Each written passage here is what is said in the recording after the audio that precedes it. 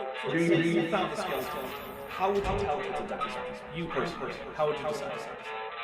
Well, interesting question. I don't know. I'd have to do some research on that.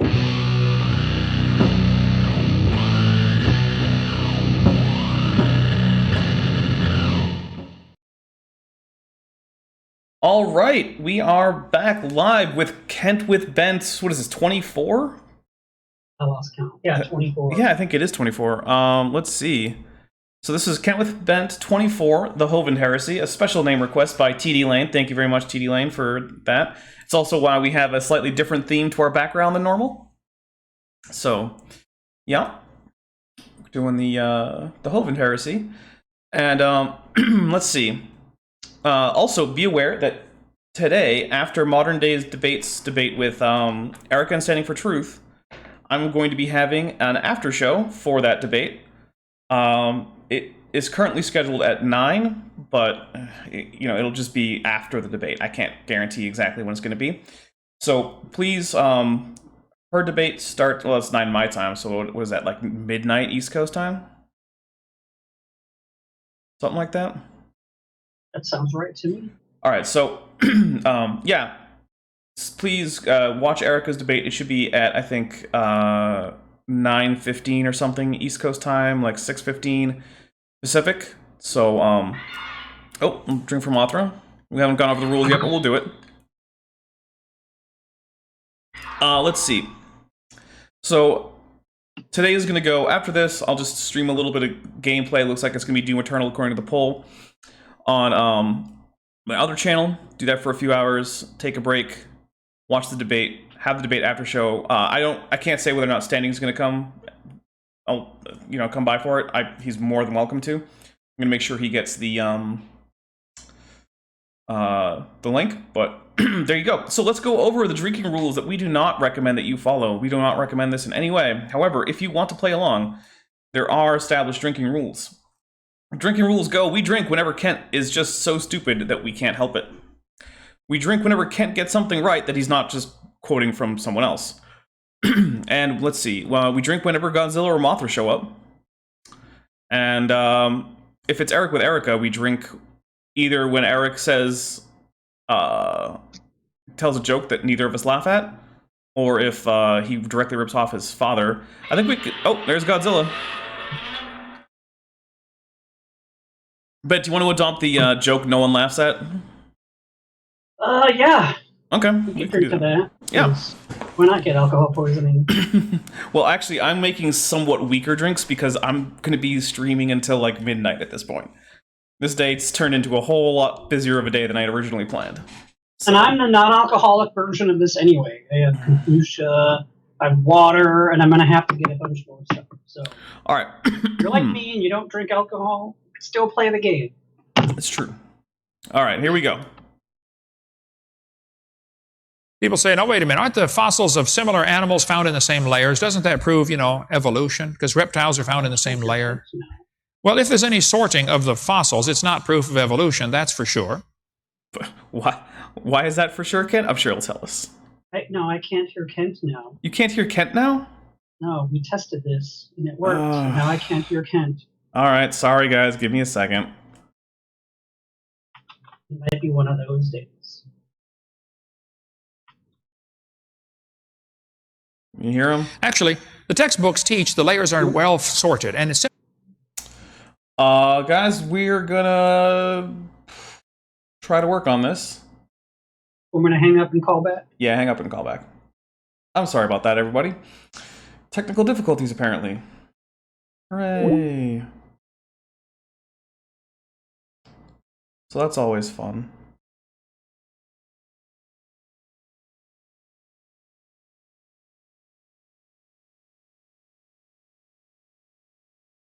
Oh, yeah, Kent. Not hearing Kent is a good day. Yeah, but I need Ben to be able to hear it, otherwise there's no point. It also means I'm going to go back a little bit.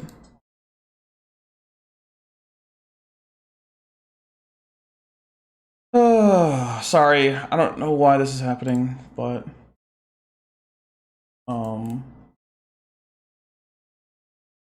Also, why didn't it?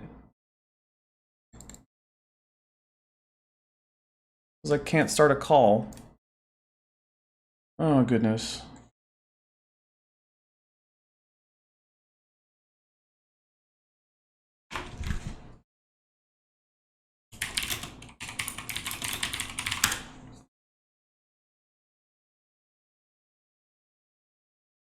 I don't know why it didn't ring for me or anything. I know, it didn't even ring, and it wouldn't let me pick up. Alright, ready? Alright, now we're gonna turn back on all the stuff. So, Ben's back, everybody. Everything's okay-ish. Way to go, Kent. I know, Kent screws everything up. Make you nice and big. There we go. Alright. Animals found in the same layers, doesn't that prove, evolution? Because reptiles are found in the same layer. Well, if there's any sorting of the fossils, it's not proof of evolution, that's for sure. Actually, the textbooks teach the layers are well sorted, and it's simply not true. This guy, David Ropp, he's a professor at University of Chicago, I believe. He says, one of the ironies of the evolution-creation debate is that creationists have accepted the mistaken notion that the fossil record shows a detailed and orderly progression. And they have gone to great lengths to accommodate this fact in their flood geology.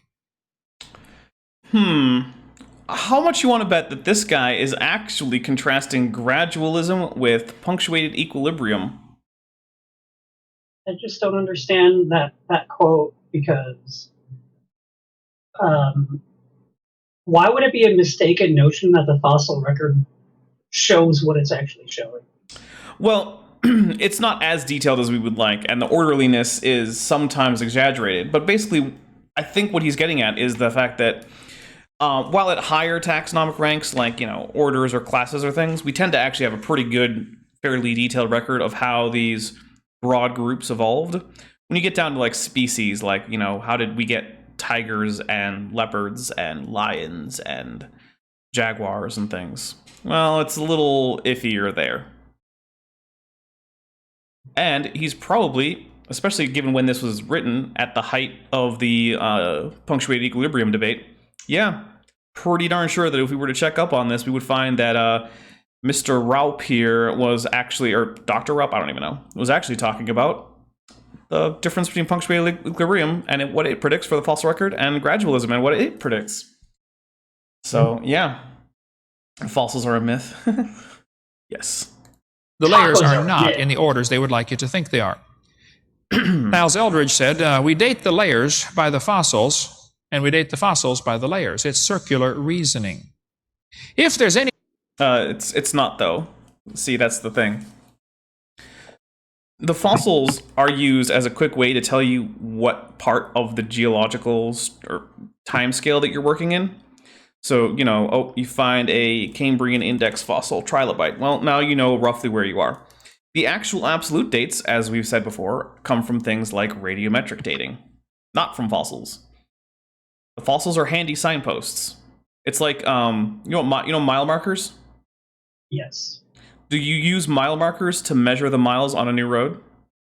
No, I don't. Right, but now that they're there, they're handy, because someone else already did all the measuring. They seem like they're probably reliable. Yeah. The index fossils aren't used to directly date things with an absolute number. They're just handy signposts, like a mile marker. The numbers that you get from using things like index fossils have been determined using independent means. But now that they're there, it would be stupid to ignore them. sorting to the fossil record, it's better explained by a flood.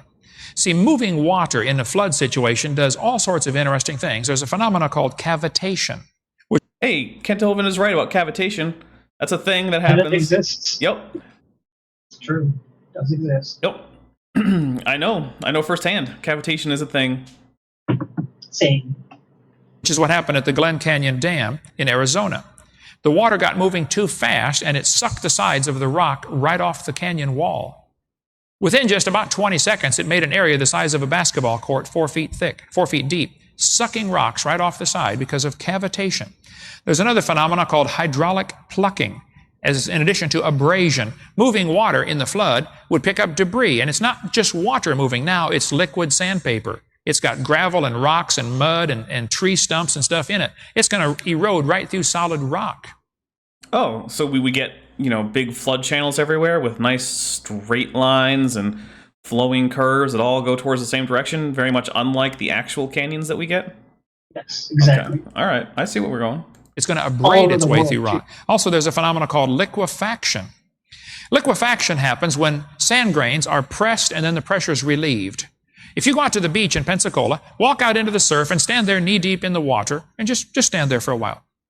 As the waves come by, the high part of the wave weighs more than the low part of the wave, obviously. There's more water there. So the high part of the wave pushes down on the sand under your feet. When the low part comes past you, the pressure is relieved, and sand grains start hopping up off the bottom as the water squeezes out of them. He's more or less right. Liquefaction is a thing, and you can experience it on your own at a beach. I'll drink for it. But I'm really curious to see how this lays down wind-borne sediments or limestone. That's going to be interesting. This phenomena is called liquefaction.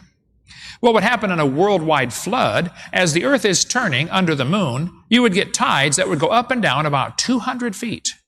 A 200-foot tidal change every 6 hours and 25 minutes. So the liquefaction would be incredible worldwide because of this flood. It would raise the water 200 feet, which pushes on the sediments, and then the pressure is relieved, which causes all kinds of sorting to happen very quickly. So we should expect one giant, really thick layer of graded bedding, is what Kent Hovind is saying.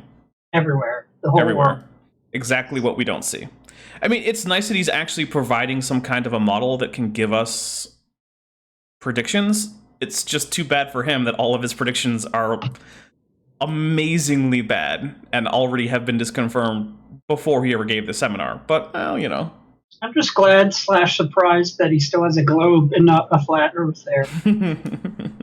Well, he's from before the time of the flat Earth. Apparently, when he got out of prison, he was very surprised by how many people were asking him about the flat Earth.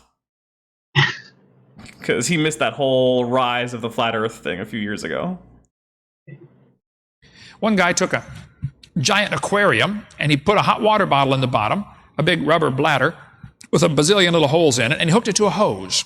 He put this in the bottom of his aquarium, empty aquarium, and then he took a cement mixer and mixed up rocks, gravel, sand, all kinds of stuff, mixed them together, including dead fish, amphibians, reptiles, and mammals.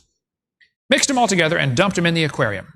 When he turned the hose on, the aquarium began filling from the bottom as the water's going through this hot water bottle. I love this some guy story. Like, who, where, when, what animals. How big was the tank? What was the temperature of the water? What was the speed? Like, none of these details.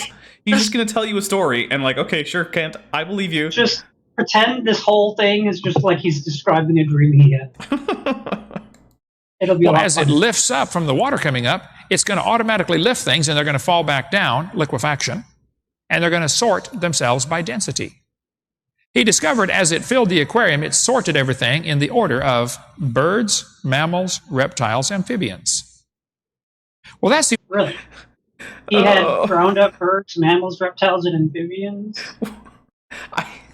And then they sorted themselves? I have to drink. This is ridiculous. I can't even... I want to take the crazy pill.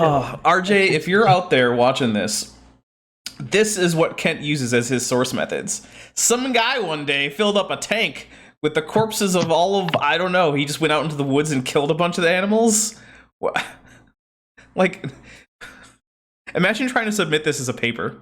What were your methods? Well, I went out and shot a bunch of varmint. Not put them in a big old fish tank. Some guy went out. That's true. Yeah. He shot a bunch of varmints. And then he put them in a fish tank of some size. Then he put a whoopee cushion at the bottom. It's just like, this is the most amazing thing. And Ken seems to think that this is a good argument. Oh, goodness. Not a good argument. It's checkmate, atheist. That's true.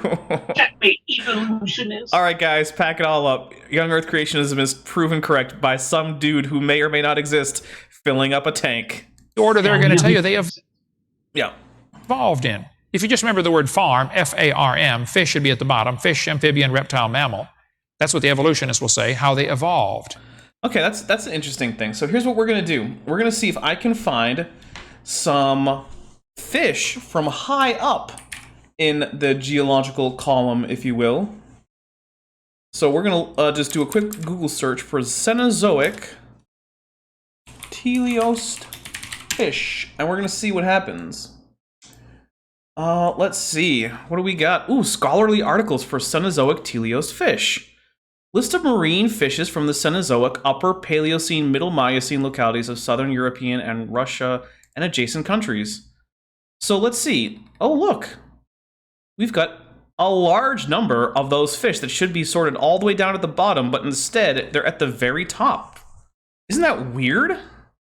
Look at this. It's just pages and pages doing what? Listing species by species all of these ray-finned fish, the kinds you could find in an aquarium. And they're in the fossil record right at the top. What? Oh, man. I'll bet there aren't any pictures of those things, though. That would be implausible. Oh, wait. Yes, there are. Oh. Oh. Oh. So I guess Kent's predicted order of sorting isn't actually true. But farm, though. Yeah, farm. That's a good point. So easy. Just It remember is. farm. Whoops. Sorry about that, Kent. Your prediction has been disproved by literally the first link on Google Scholar. Now, I don't know, call me crazy, but that seems unfortunate for you. Also, by the way, guys, we got 43 people here and 10 likes. Hit that like button. Yeah, and I keep linking this this poll for the next stream after Kent with Bent. You guys gotta vote. Yeah, if you vote, then you can tell me what to do. I will be You tell me playing. what to do. I'll be playing one of those games. Right now, I think Doom Eternal is winning. It is. There's been one vote since I linked it. What are the other games? Space Hulk, Deathwing, Doom Eternal, Total War, Warhammer 2, Ark Survival Evolved. There you go. So, if you want to see me play any of those games, or you just want me to play one without you even caring to watch, then there you go. Vote on the poll. Here we go. No, they're not found in that order, number one. And if they are found in that order, liquefaction or the flood best explains it. I like that. They're not found in that order, but even if they are, it's like, well, which one is it, Kent? You're just hedging your bets. There's no possible observation that can disprove you, Kent. There's a whole lot more of He that. said farm and he's wearing a tie, so Well, he must be telling the truth. man, you know, every once in a while he has a really great tie game, but this one just looks like Christmas paper. Like wrapping paper for Christmas. Yeah. Boring. Kent, step it up. I know that now you've gone to Hawaiian shirts, which isn't as cool as your fancy dinosaur ties, but like, I don't know. I just wish I could send him a letter like, Dear Kent Hovind, please be better at looking good. Like, wear your cool ties, wear a jacket, only do the Hawaiian shirts maybe on Fridays. Good In this idea. book, Maybe right? I'll call him and ask him. You should. 855 Big Dino, extension 2, I think. Maybe, I don't know. Maybe it's 2 or 3. Here by Walt Brown. Also, as some layers are less dense, they get covered up by more dense layers. If conditions are just right, the less dense layer will all of a sudden shoot to the top. It'll break its way through, and it calls what's called a sand plume. These sand plumes can harden, and probably Ayers Rock in Australia is a giant sand plume, best explained by the flood. Ayers Rock, huh? What do you think we're going to do right now? Google it. Yep, we're going to fact check Kent Hovind live. All right, so Ayers Rock. Okay, now here's my guess. Actually, I don't even know. So, large sandstone rock formation in the southern part of Northern Territory, blah, blah, blah, blah. Age and origin, here we go. Same age as the conglomerate, whatever. Sand, deposited as an alluvial fan, blah, blah, blah. So, no, it wasn't a sand plume. It was an alluvial deposit. So, Whoops. Kent's wrong. Surprise, surprise, Kent. And you know what? We can check that, right? Let's see. Conglomerate. So, 6 and 10. Well, that doesn't give me a link. I guess I can't click on links there. Oh, I can check that. No, it's just I have to actually click the number. Oh well, I guess I can't check those easily on Google. But yeah, I'm gonna have to go ahead and say no, it's not a sand plume, Kent. It's an alluvial deposit. And I say that only because people who know what they're talking about say that. If you look at these sand plumes closely, you'll see they have air bubbles all over them. That was the air. The tunnels all over them. That was the air. Where are the air bubbles? What is he talking about? They've escaped into the atmosphere. I don't know what he's... There's air in the air. I'm going to take a drink because that's just ridiculous. Look at these pictures of rock, and then I'm going to talk about air bubbles. That's frankly amazing, Ken. I don't know how I ever took this guy seriously. And that's why I do this, because I used to. Yeah, me too. Coming out. And during an earthquake, the ground can shake and the water in the ground comes to the surface and the top of the ground can become like soup. There was an earthquake in Japan that sank these buildings. The buildings actually sank into the ground because of the phenomena called liquefaction. You've already covered water coming that. to the surface, settling, all the sand grains are all loose, almost like quicksand. No, Kent, that's not water coming to the surface. You just said it yourself. It was an earthquake. The same thing can happen in pressure waves in the dirt underneath a building, where because they're moving around and shaking, they start to flow more like a liquid and things can sink into them. Nope, I'm gonna have to drink again. You literally just said it wasn't water, and then you're just gonna go back to it being water for this particular case of liquefaction. Evolutionists will say, Hovind, don't you know the birds are found on top? That proves birds evolved last. And clams are found at the bottom. That proves clams evolved first. I say, well, there's a better explanation. You know, maybe clams are found at the bottom because of their habitat. You know, that's where they live. Oh, so this is another case where we can just check real quick, right? Because then there shouldn't be any Cenozoic bivalves, right? Right. Okay, so let's see what we get. Cenozoic bivalves. Cenozoic bivalves. Here we go. Huh. Well, let's check Google Scholar. We want this to be on the up and up. Right. So we'll check Google Scholar. So we'll do that. Cenozoic bivalves. I can't spell. Whatever. Evolution of shape through lifespan of the Cenozoic bivalve Spicatella. So if I click on this and there's pictures of a bivalve somewhere in here, or anything like that. Oh. Are those bivalves? Oh, goodness. That would be impossible, because there aren't any. Oh, goodness. Yeah, but there can't be any bivalves in the Cenozoic, Kent, because they all sank to the bottom because they were heavy and they lived at the bottom. Oh my goodness. Geographic distribution of late Cenozoic bivalve whatever. In the Pacific Northwest. Hey, I've been there. Man, look at that. People keep writing. Oh, look, there's pictures. There are figures, including. Those are just lines on paper. But no. Oh, where'd they go now? I don't know how to get that. Come on. Look at that, though. Whatever. Actual pictures of fossil clams from high up in the strata. Oops, Kent. Oh, Oops. Kent, man, this is not working out well for you. Your sorting mechanism doesn't seem to make any sense. Oops, A Kent. clam would be the first one buried in a flood. I mean, he's already at the bottom. Hello? Then why are they at the top, too? A bird's going to be the last one buried because he can fly around till he runs out of gas. Maybe they're sorted based upon their intelligence. As far as anybody can figure out, you know, clams are not too bright. Well, they must have been pretty bright to get all the way up at the top there with the birds. Is sorting them by their intelligence like classifying cladistics or whatever by the number of chromosomes? Basically, yeah. I have to drink to that. Okay, that's fair. Oh, man. Also, why does he have this, like, early, like, is that the Carboniferous sort of labyrinthodont grade thing with Triceratops, and then he's got in some other layer, like, some generic-looking dinosaur for me, and also, like, the order even in your picture isn't even the order that it should be. Very nice. Yeah. Oh yeah, and TD Lane points out, yeah, he talks about clams on Mount Everest. It's like, which one is it, Kent? Are the clams at the bottom or are they at the top of Mount Everest? It's a good point. Maybe they're sorted based upon their mobility. Clams cannot run very fast. And yet they're found at the highest layers. Maybe they're sorted based upon their body density. Clam shells are heavier than bird feathers.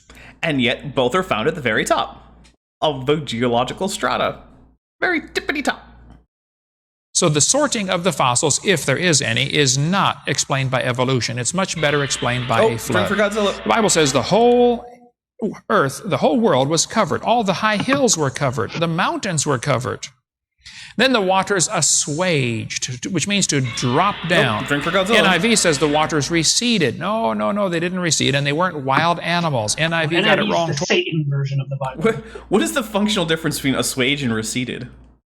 Well, one's from Satan, and the other one's the only real... I mean, look, the NIV isn't exactly my favorite translation of the Bible. But, like, I really don't get what his problem is here with this one. So, whatever.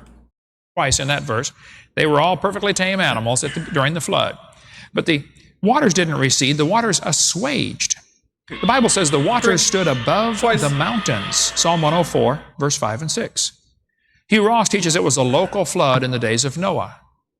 15 cubits above the highest mountain. What's up? It said ass-waged. Like, is that the wage that you get for your ass? Like, assuage, A-S-S-U-A-G-E, but they had a W instead of a U. Oh, maybe it's some kind of 1611 thing. That's, okay. I mean, my copy of the KJV is the 1611 edition reprint. Mine is the digital version found on app. Oh. I don't think I have a Bible app. Well, it's cheaper than buying the book. Yeah, but I've already got like 7 of them or something. I don't know if I've ever owned a King James Bible. I own one 1611 edition King James reprint, obviously. It's not an original 1611 printing. I own an NIV, Drink from Mothra. I own an ESV. I own the Hebrew and Greek texts. I own a New King James. I also own a couple Qurans. I have a Bhagavad Gita hanging around somewhere. I've got the Pearl of Great Price and the Book of Mormon somewhere. I got a lot of books, is what I'm saying. Mountain and it's a local flood? I'd like to see that happen. Pause it real quick. Okay. So a cubit is about 18 inches, right? Yeah.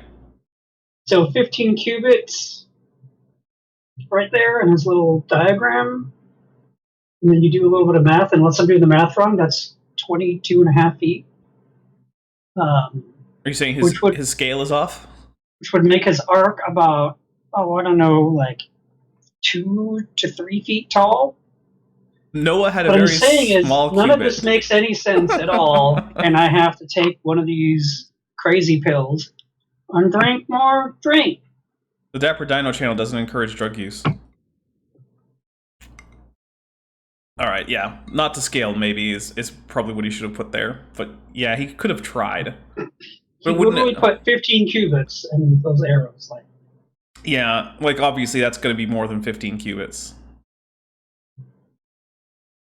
When I debated Hugh Ross, I said, Dr. Ross, do you believe in a worldwide flood in the days of Noah? He said, I believe in a universal flood. Well, that is just a deceitful answer, okay? I said, what do you mean a universal flood? He said, well, it flooded Noah's little universe. It flooded the valley that he lived in. Oh, have you seen that debate, Hugh Ross versus Ken Hovind? Oh, if I did, it was a long time ago. We should watch it sometime. Everyone out there should watch it. It's on YouTube. You can find it in a few places. I think it was on the John Ankerberg show back in like the I think we watched late it 80s together or something. before we did Kent with Bent. It's really good. I don't agree with Hugh Ross on a lot of things, right? However, he absolutely schooled Ken Hovind on the age of the universe and the age of the Earth. It was rough to watch if you're a Ken Hovind fan, at least in my opinion. I said, would you answer a question then for me, please? If it's just a local flood that floods Noah's valley, why would God tell Noah to build that huge boat and fill it full of animals and stay in there for a year? Why not tell Noah to move? This local flood idea is dumb, capital D, dumb. Okay. People say, well, if the world's covered with water, where did it all go? Okay. During the last few months of the flood, the unstable plates of the crust of the earth would begin to shift and some places would sink down. Thin spots would sink down, other places lifted up. The water's going to rush off and fill in the hole very quickly, causing erosion very quickly. The Bible says... Yeah, but again, it's erosion we don't see. That's the thing. Flood deposits aren't exactly hard to identify, and yet we don't see them. In Psalm 104, at thy rebuke they fled. This is talking about the water. At the voice of thy thunder they hasted away. The water rushed off. Oh, drink. They go up by the mountains, they go down by the valleys, unto the place which thou hast founded for them, which is the oceans. What happened was, the mountains lifted up, the water rushed off into the new low places. If we filled this auditorium 4 feet deep in water, preacher would be upset, I'm sure, but let's just do it for a science experiment, for the good of science. We're going to fill the auditorium 4 feet deep in water. Then we're going to get all the guys in the school to pick up that end of the building. Again. They pick up that end. All the water is going to rush down, whoosh, over to this end of the building. It's common sense. It's so much common sense that I do not understand why he's spending this much time saying that if you lift something up that has water on it, the water will flow away from the high point. I really do not get why he thinks that this is something he has to belabor. Maybe his audience is actually stupid enough to believe him, and that's why. He's trying to explain for the audience. Yeah, for the good point. If the earth were covered with water and some places began to sink down, other places are going to lift up. It's kind of like a water bed. How many have ever slept on a water bed before? You know, my wife is only 5 feet tall. When she gets sound asleep on the side of a water bed, I don't like water beds. I think you mean ex-wife number 1. I don't have one, but I've slept on them a couple times. You wait till she's sound asleep on her side. I tiptoe in, stand up on a chair, and jump up as high as I can, boom, and land on my side of the water bed. She goes up to the ceiling, comes down, and I sleep on the couch because I don't like water beds anyway. But because that's your ass wage, Kent, for being an ass. Basically, yeah. What Kent is basically saying is, ha ha ha, I'm a dick. Like, yeah, well, we all kind of knew that, and he figured it out, but you know. Of all the stories he's told, this is the one that I'm so far the most inclined to believe, because I can see why Joel wanted to divorce him the instant she got out of jail, like a year after she went in, because she got far less time than he did. Makes sense. Yeah. I also understand why, say, your son Eric hasn't bothered to visit you at your new compound in that entire time, and you haven't seen your grandkids ever since you moved out of the house that you were evicted from, which was your old house before you went to jail. It's all sort of starting to make sense here, isn't it? Yep. Yeah. Sure, if one place goes down, someplace else is going to lift up. The crust of the earth probably did a lot of flexing during the time of Noah's flood, and probably for the next few hundred or maybe even a few thousand years after the flood. Actually, I think this is still moving around a little bit, causing the earthquakes. There might still be water under the crust of the earth trapped. As some No, there mightn't be, because that would be something we would have noticed. Like, does he not think that we have seismological monitoring stations the world over? He's just speculating that no one could possibly know. So maybe it's there. Kind of like, that's the thing, oh, we this could one possibly important know. political figure speculated that you could just inject yourself with deadly chemicals. Well, I mean, you can inject yourself with deadly chemicals. See if it would kill off, the thing. It'll probably kill it off in the same way that a shotgun blast would. Yeah, it'll take care of it. Yeah, you won't be sick anymore, I promise. You'll never get sick again. Yeah.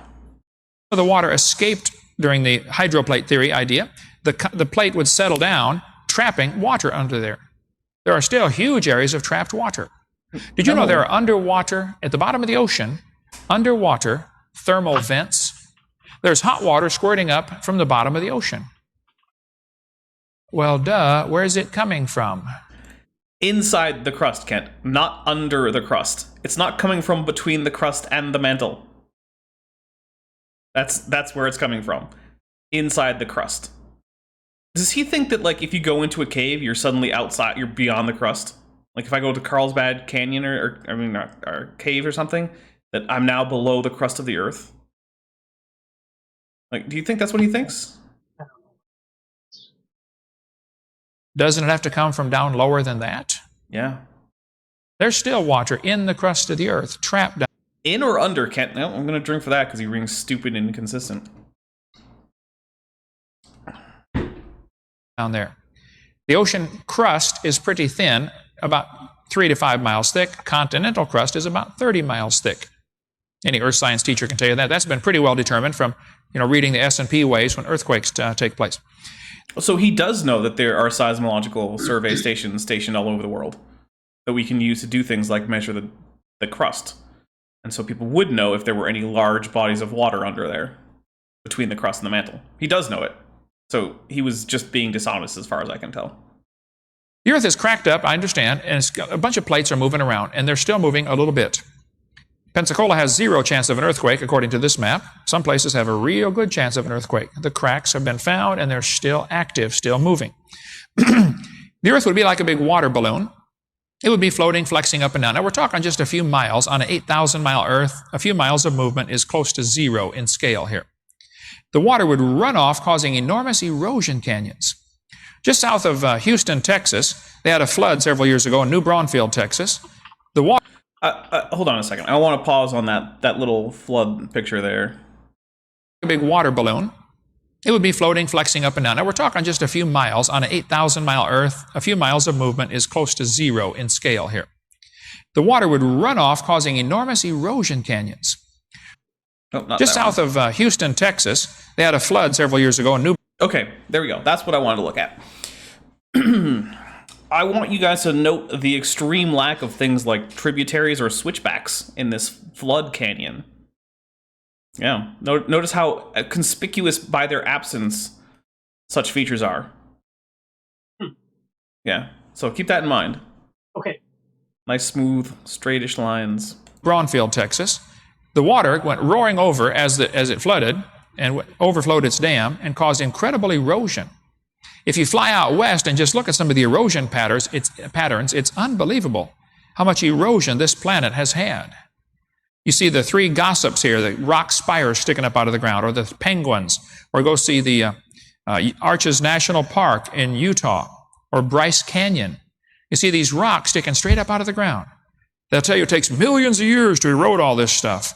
Yes, boys and girls, millions of years of erosion. I don't think so. That's in my backyard. There's my ink pen on top of it. I had a pile of dirt out there, got rained on one time, and it made erosion. Oh, a pile of dirt. That's totally analogous to hard lithified sediment, Kent. Yeah. Now, let me know if you can get it being rained on one time to cause that out of a bunch of solid rock. Once you can do that, you get back to me. You know what, we'll do. Kent likes to do little experiments, right? Like he has that little jar of water where he puts rocks in and he says we're going to wait for it to evolve into life. Right. Tell you what, Kent, here's another experiment. Put some slabs of granite in your yard and wait for it to rain. And let me know how long it takes for it to erode away into a little canyon.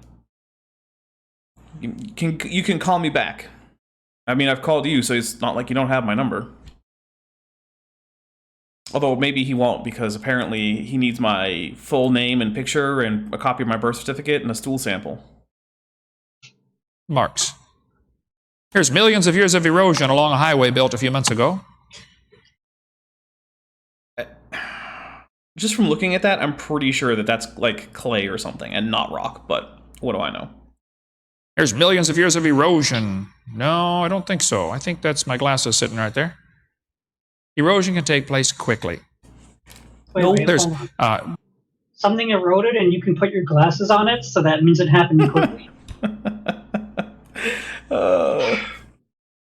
Drink. Yep. And of course, no one is sitting around saying erosion can't happen quickly. We can tell the difference between erosion that happened quickly and erosion that happens slowly. Like, you know those arches in the Arch National Park? Yeah, those have to go slowly, because if it goes quickly, you know what happens to the arches? It collapse. Exactly. obviously great erosion marks in Washington and Idaho from the Missoula flood. There was an ice dam. I believe this would happen after the real flood of Noah's time, maybe a few hundred years later. Ice caps are melting back, but a big bunch of water got trapped. I like that the ice caps apparently went right to the border with Canada, and that's where they stopped. It's like, the ice melted, and it didn't even melt off of the other parts of Canada that are south of certain parts of the United States. It's just like, no, Canada, you get to stay frozen. How do you think we came up with the border? It was based off the flood. I like to call Canada the Great Frozen North as like a little bit of a joke, but apparently no, that's literally true. all of a sudden released itself, shot down to Portland, Oregon, did incredible erosion. Along the way, there's a waterfall, one of the largest waterfalls in the world, called Dry Falls, Washington. But there's no water going over this waterfall. Oh Totally no! dry. A river changed course? That's it. Evolution disproved, guys. But when it was flowing, it was probably bigger than all the waterfalls in the world put together. You can study about Dry Falls, Washington, if you want to read more It on was that. at least 15 It's also cubits, interesting. I bet. Those darn cubits will get you every time. To notice, nearly all the mountain ranges in the world follow the coastlines. Yeah, it's almost like they're pushed up by tectonic activity that is most intense around the edges of plates. Like look, he's looking at the Rockies, right? Yeah, those mountains exist because of upwelling from the subduction of the Pacific Plate. This isn't a mystery, Kent. Yeah, I'm gonna drink for it because this is gonna have to be stupid. I need a crazy pill. As Walt Brown mentioned in his hydroplate theory, that's probably because they formed at the same time as the result of the same event. The mountains arose, the valleys sank down. The flood in Texas, the Guadalupe River flooded, had 30 inches of rain in 1 week. Water overflowed the spillway and did unbelievable damage to that area around, this city when the dam overflowed. It carved a canyon a mile long, 50 feet deep, and hundreds of yards wide through solid limestone rock. Guadalupe River residents rebuilding after flood losses. Interesting. It's not interesting, though. It's just a flood. No one pretends that floods don't happen. 70 feet deep in some places. Now keep in mind, it carved this through solid rock. Did it? What was this? The Guadalupe? Oh, 70 feet deep. Fossils, shells, fresh water, which would have taken nature thousands of years to create, and then created about 24 hours of the 4th of July weekend. When billions of gallons of flood water, blah, blah, blah, passed the Guadalupe River and wreaked havoc on a 20-mile stretch of some most beautiful land. Legacy of the flood can be found. So, yeah, you know what? I'm not convinced it was all solid rock, because Kent seems to not be able to distinguish between different kinds of soil and rock. Like, he seems to think that anything that you dig into the ground and pull up just counts as rock. One flood, little bitty flood, 30 inches of rain. Oh, hey, are you muted? No. Oh, okay. 1 week. Bent rock layers are also found all over the world. These bent rock layers indicate the rock was bent while it was soft. No, it doesn't. You know what? Here's an interesting experiment you can do, right? So, Bent, what do you know about dry plaster? Is it easy to bend, or is it very brittle? Pretty brittle, but why is he calling me a rock layer? Oh, yes, good question. All right, so let's say you put down a layer of some sand in a tank, right? And then you pour some plaster in, wait till it hardens. So now you get a little layer of plaster. Then you pour another layer of sand on top of that, right? And then you have a little thing on one side of the tank where you can squeeze that all together from one side to the other. Not top to bottom, just one side to the other. You know what's going to happen to that very brittle plaster? It's going to break. Nope. It's actually going to bend, just like that. What? Yeah. It's crazy. It turns out that when things are under pressure and being supported from above and below, things that are normally quite brittle suddenly can deform plastically. And if they're hot at high temperatures, it happens even more easily. And what do we know about the inside of the Earth? It's hot down there. It's hot. Mm-hmm. I knew that. Yeah. So there you go. It's really not that hard to demonstrate plastic deformation of extremely brittle substances. You can do it at home with like maybe $50 worth of materials. Get some all thread, a wooden plank, maybe a handle, a tank, a saw, some sand, and some plaster. Yeah. If you bend hard rock, it's going to shatter and make little fracture lines all along the curves. I was in Crystal Cove State Park in Los Angeles. I saw these bent rocks. I went up to get a picture up real close. The closer I got, the more confusing it is because there are no fracture lines. Nor would we All expect these there to be. dozens and dozens of layers were still soft mud while they were bent, and then it hardened. No, because then they would have mixed, Kent. They wouldn't have stayed as separate layers. When you put a bunch of mud on top of another bunch of mud, you don't get 2 layers of mud. You just get a bunch of mud. Especially if you start mixing them around by squishing them. Like, I'm gonna drink for it. All the layers you see in the earth that are bent were all soft at the same time. They are not different ages. A friend of mine's a pilot. He sent me this picture. He said, Brother Hovind, as we fly over Grand Canyon, off to the sides of the canyon, there are sinkholes.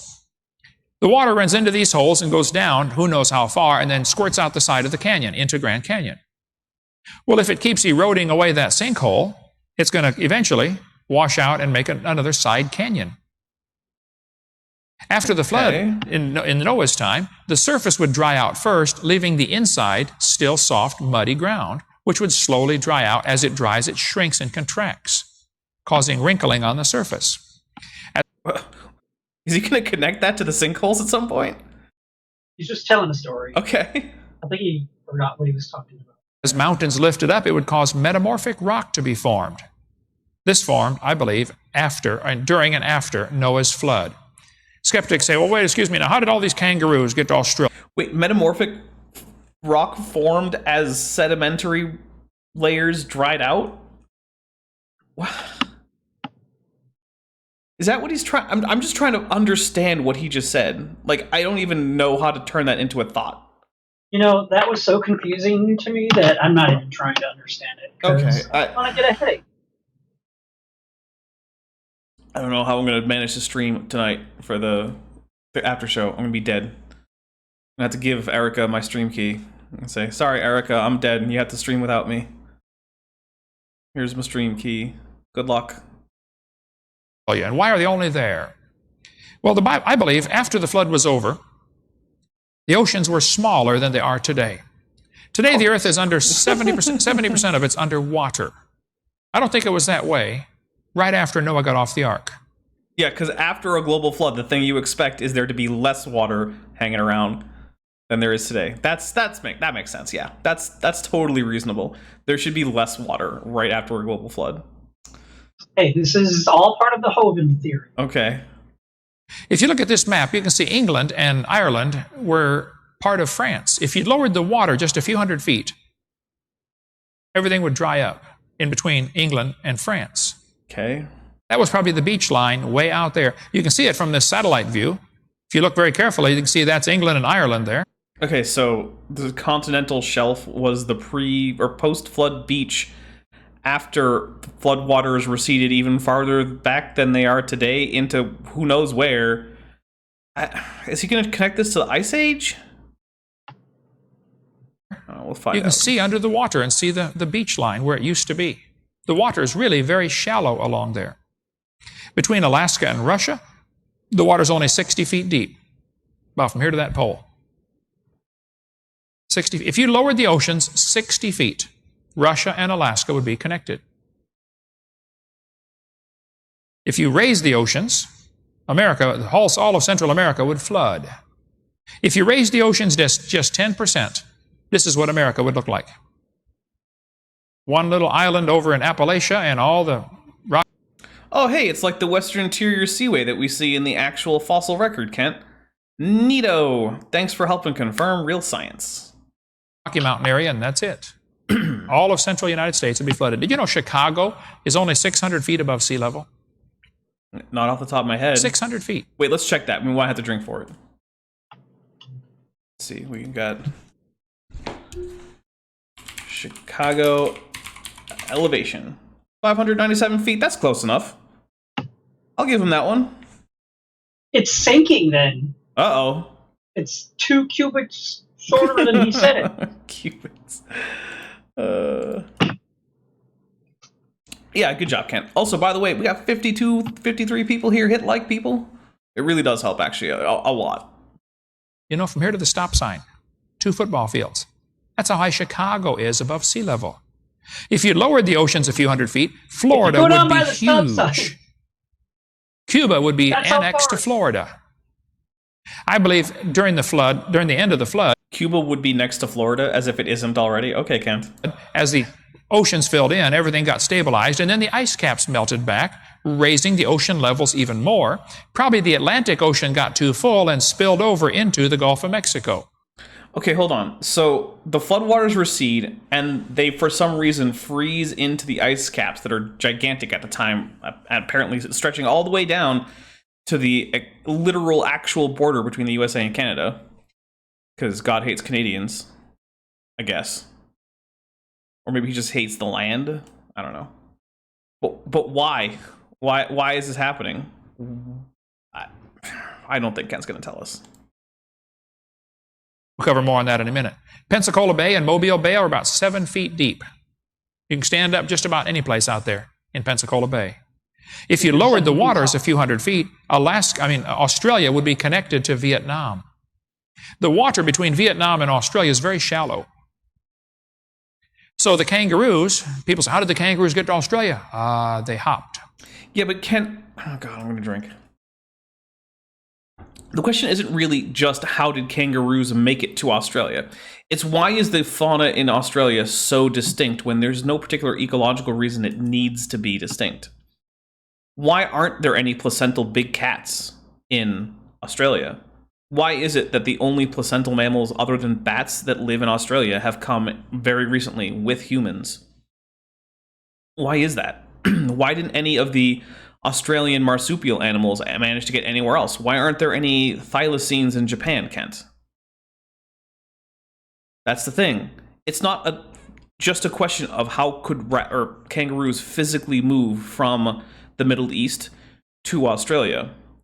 It's the entirety of the biogeographic pattern of Australia as it compares to places like South America or the fossil record of Antarctica, and why it's so distinct from all the rest of the world. That needs to be explained. You can't just say, well, they hopped. It's insufficient to explain it.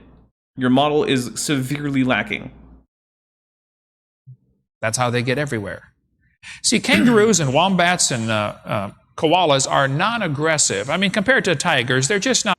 Okay, I know I have Aussies who watch this. You probably aren't in the chat or something, because it's probably like, I don't know, Friday afternoon or something for you. I don't know how time zones work in Australia. It's magic. But anyway, I'm going to go ahead and say that kangaroos are not lacking in aggression. Kangaroos are mean assholes, and so are koalas, actually. Wombats, not so much. Jump on the waterbed. Like, okay, hold on. We'll do a quick little thing here. Okay, this is you two. I'm gonna say, let's see what happens if I do kangaroo attack. Oh, look, that woman looks like she was just being cuddled by a very nice non-aggressive kangaroo. Look, there's a bunch of kangaroos attacking people. A kangaroo attacking someone on a bike. That's a gorilla. I don't know what that's there for. Kangaroo goes berserk. Yeah, kangaroos boxing. Let's check a little bit of that. We'll silence it. Let's see. Yeah, look at all that low levels of aggression. Wonderful. They're hugging. Yeah. And kicking each other in the balls. So, yeah, I do not buy the marsupials are just kind and cuddly and not very aggressive. Not very aggressive. So when animals got off the ark and over here in Turkey where it landed, they're going to start spreading out and establishing their territory. And the kangaroo's got his home and he's raising his family, and all of a sudden the tigers come in. I want this property. Okay, so rather than fight, they run. Less aggressive animals would constantly be pushed to the migration fringe, to the edge, okay? They would rather run than fight. And they ended up, over generations, maybe, who knows, 100 years or so. And it's 4 a.m., presumably in Australia, on Wednesday over here, and they will attack you. Like, going for women on their time of the month. Yeah.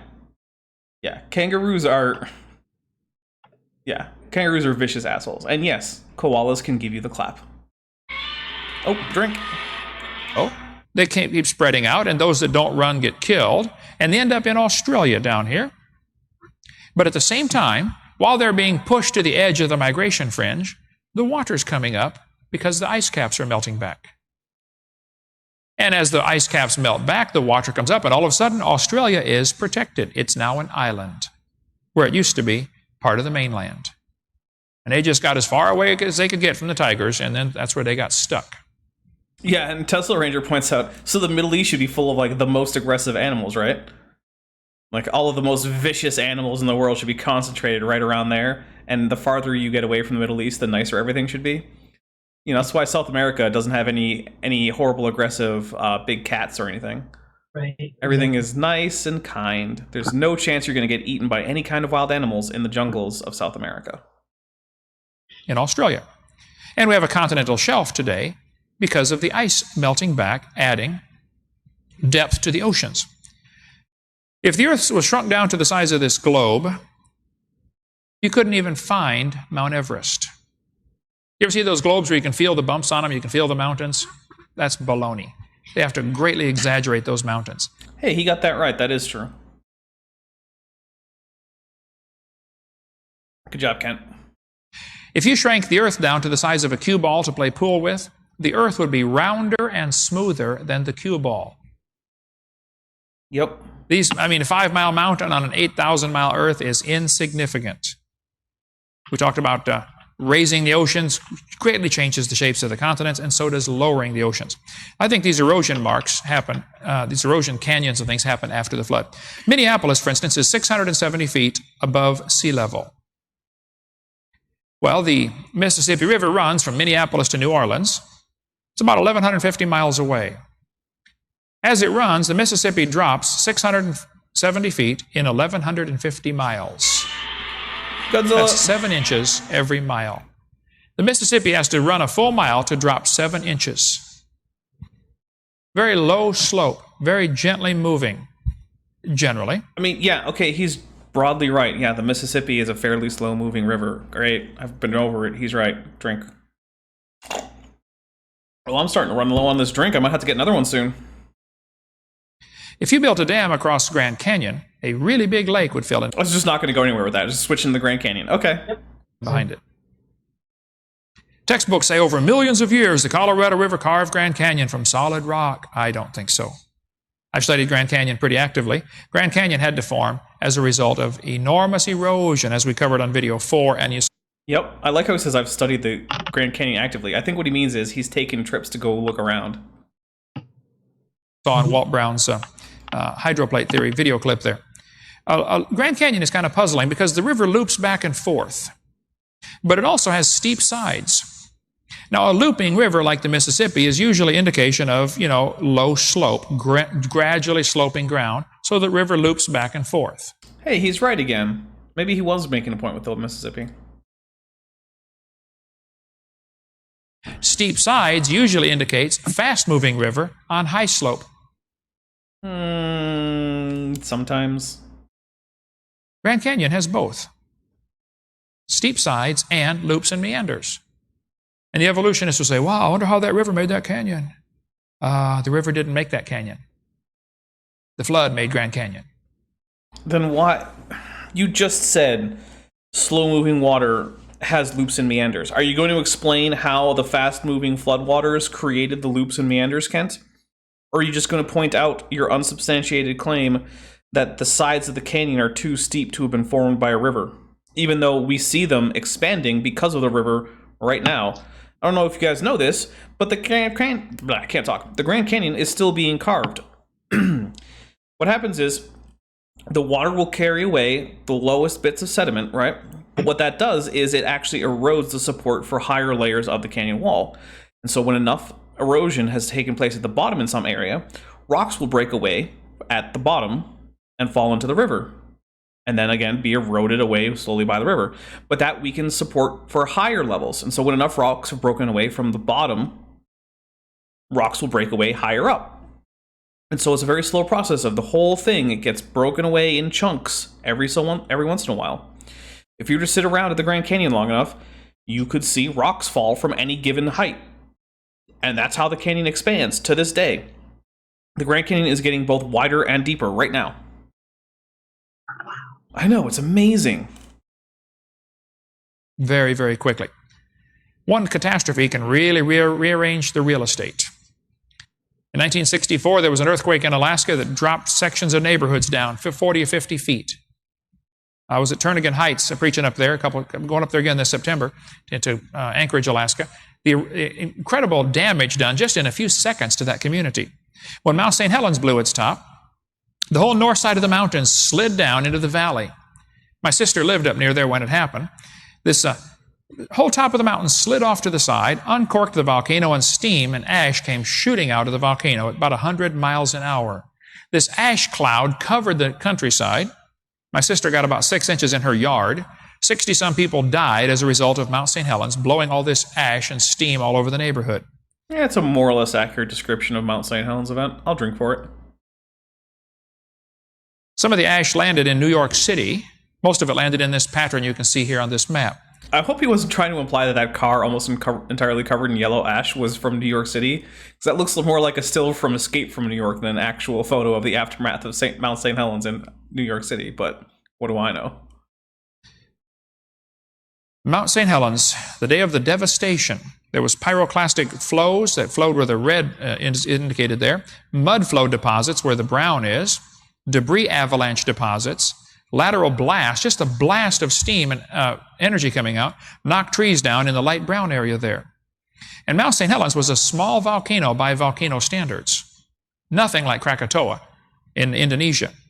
As the swirling mass came down the mountainside, it automatically sorted into layers. This mud flow flowing down the mountain covered up blocks of ice that were blown off the volcano when the eruption took place. Here's a semi half buried in mud. It blew enough mud out that everybody on Earth can have a ton of it. What? It would fill a 10 cubic yard dump truck every second. Why does he use these absurd metrics? Drink for Godzilla. I do not get why he uses these absurd metrics, but you know what? That is the end of my current beverage, which means it is time for me to grab a drink, and it is time for everyone else to enjoy a nice little musical interlude.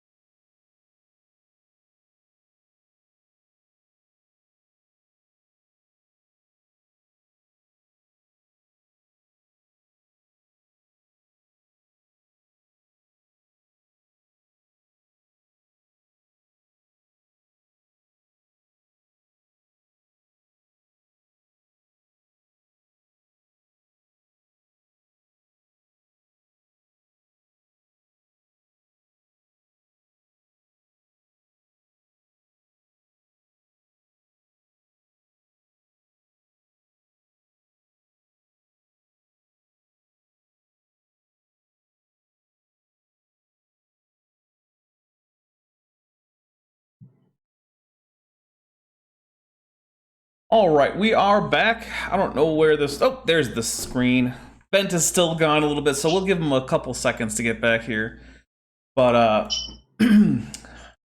yeah, I got myself a fresh drink, so that's always good. And I think I hear Bent coming back. I'll unmute myself so he can hear me. The interlude is nice. I'm actually working on a little bit more fancy of an interlude that will include that audio from the song. But Bent, are you back? Oh, I'm back. Are you ready? Ooh. Oh, I'm ready. Get some ginger beer, huh?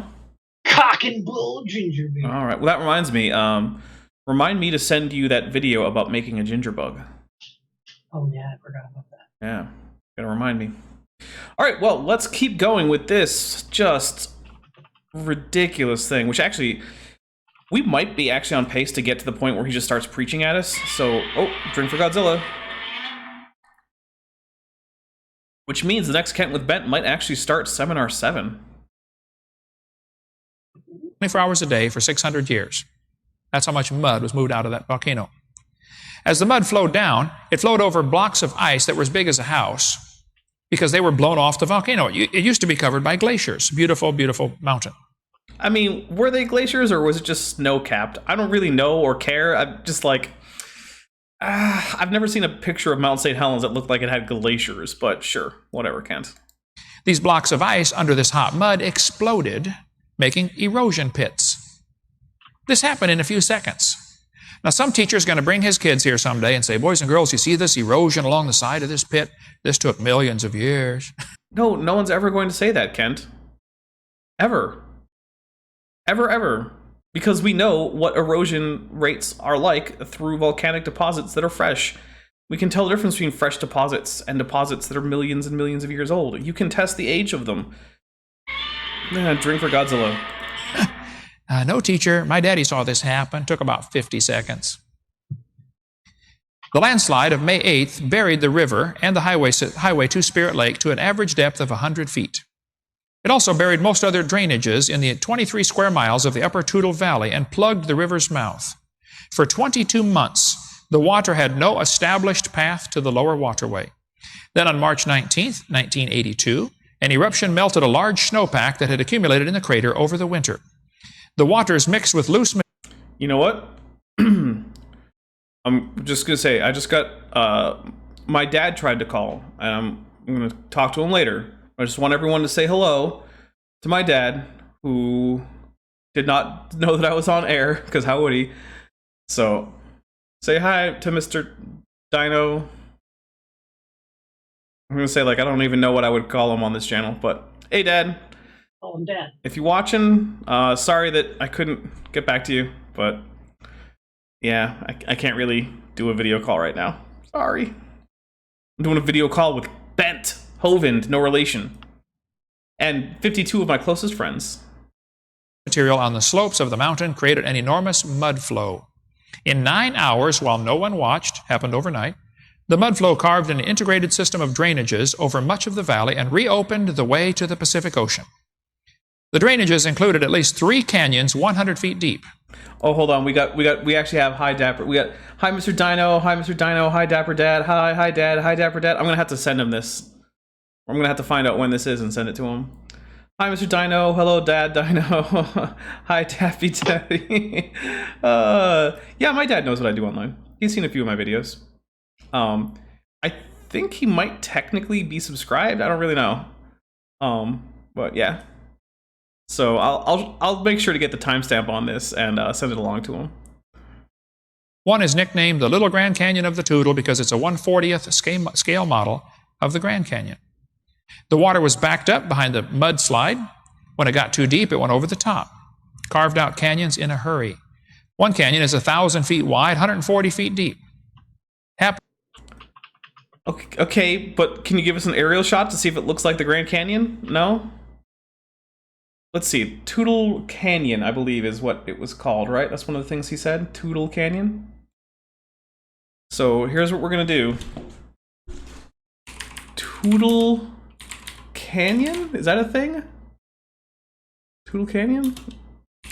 Map? Toutle Canyon. Alright, so let's see. Let's look for maps of the Toutle Canyon.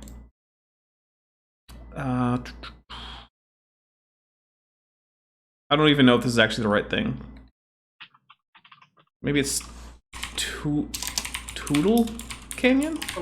Turtle Canyon? You think it's Turtle Canyon? Tool? T-U-L-E? I don't know. Turtle Canyon? I don't know. That doesn't sound right. You know what? I can't even check it. I don't even know what he's talking about. So we'll just assume he's lying, because when is he not? But in a few hours. Once water starts going over a dam, it'll erode out things very, very quickly. You've got one right near here, Grassy Valley, north of Dayton, Tennessee, where the water goes, the whole area drains down into a big hole and then comes out a few, probably 8 miles away in a cave in, not too far from Dayton. I went spelunking in there with Kurt Wise, who teaches up at Bryan College. We went in that cave. He spent a whole lifetime, or many years studying this. This used to be a cave that went probably all the way down to Chattanooga area, and it's now all collapsed. Sorry, what was that? And then what happened, Kent? Oh, yeah, because this is a He real sounds story. like a senile guy telling a story. And then his wife, Beverly, let's see, what was her occupation again? Then he launches into, yeah, you see, the funny thing about Beverly was, yeah, okay, Kent. To back. Just about 5 miles of it is left, is all.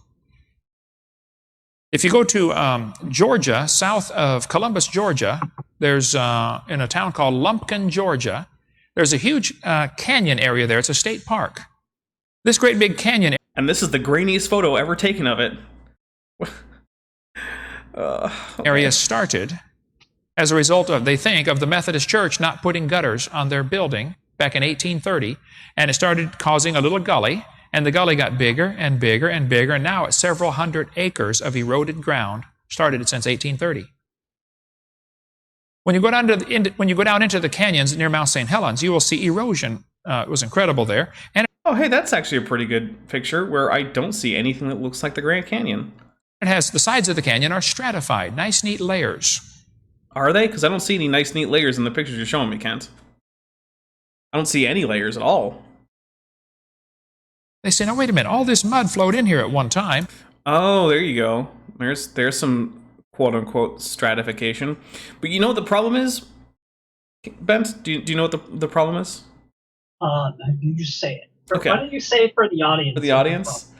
Yeah. Oh, Tootle River, North Fork Tootle River. At the time has passed Tesla Ranger, but I do really appreciate that. Anyway, so to be a different strata, right, it has to actually be a different kind of rock that has been laid down. What Kent is pointing out about the quote-unquote strata in the aftermath of Mount St. Helens, first, they're not really rock so much as they are just hacked ash, so it's not really rock yet. That'll take a while. But the other thing is, these layers aren't strata, they're laminae. A lamina is a layer within a stratum that indicates some minor variation, like maybe a seasonal variation, or maybe there was some kind of sorting event that caused things to go in order by density or something like that. Or maybe the deposition was just sequential in some other cycle other than annual. Those are laminae, not strata. They're not the same thing. Not every single layer that you look at in a geological formation is going to be a new stratum. Why is it stratified? It's not. Well, because moving mud automatically stratifies. Get it? No, it doesn't. It creates laminae. A jar of dirt, add some water to it, and shake it up and set it down. It settles into layers for you. No, it will settle into one layer of graded bedding, as anyone who has ever done this has observed. Very quickly. At the bottom of that big canyon is a little tiny creek called the Tootle River, about from me to the TV right there, 20 feet wide. Oh, and we have a thing from Blue Yoda who says the canyons are formed by poor farming practices during the 1800s when farmers took no steps to avoid soil erosion. Huh, so not rocks. Look at that. Ditches several feet deep were formed, runoff, and the rate of erosion increased. What do you know? Kent was wrong about it being formed through rocks. That little river did not make that big canyon. Okay? And that little river at the bottom of the Colorado, of Grand Canyon, did not make the Grand Canyon either. Yeah, except that, Kent, in your first example, we watched it happen. It's soft ash. And the river doesn't actually very closely follow the course of the canyon, except in the broadest sense, it meanders through the bottom of the canyon. Whereas the course of the Colorado River is the course of the Grand Canyon. There aren't any, like, little tiny inside the Grand Canyon meanders. And also, I like how he says that, oh, the Grand Canyon, way too steep walls. Look at this wall. That's behind his red arrow here. What is that, like a 40-degree angle? No, 30. 30? 30? Okay. 32 degrees. So I don't know. I mean, yeah, I guess if you look at it face on, like we are on the far wall here in the background, it looks pretty vertical. But then he gives us this nice example of this gentle slope. Thanks, Kent. Thank you for debunking yourself. I'm going to drink for you debunking yourself. I could drink to that. Good job, Kent. It was formed by a lot more water than that. So the textbooks are lying to you when they say that river made that canyon. Mount St. Helens, when it blew, also blew down bazillions of trees all over the neighborhood. Trees were blown down. It was unbelievable how many trees were blown down. They blocked up rivers, just incredible damage. You can see the huge semis here next to those giant trees out there in Oregon and Washington State. The trees were hauled out as many as they could. They hauled out thousands and thousands of truckloads of trees and just rescued about 10% of the wood. So many trees were blown into Spirit Lake that you can actually walk across the lake. 2,000 acres of floating wood. I feel like that would have been a very bad idea. Walking across the lake with just the logs everywhere. I feel like Is that how Jesus walked on water? just lots of logs. There were just logs everywhere? Oh, you know what? He was doing the log roll thing where like you stand on the log and it's in the water and you have to run like backwards. So yeah, that was what he was doing. No one else could do that. No. Yeah. But there were like little paddles attached so that as he was doing it, he could get closer and closer to the boat where the disciples were. That's the real story of Jesus walking on water, which is actually also impressive, by the way. It's impressive. Yeah, it might not be as Pretty impressive. much takes a miracle to do that. Right.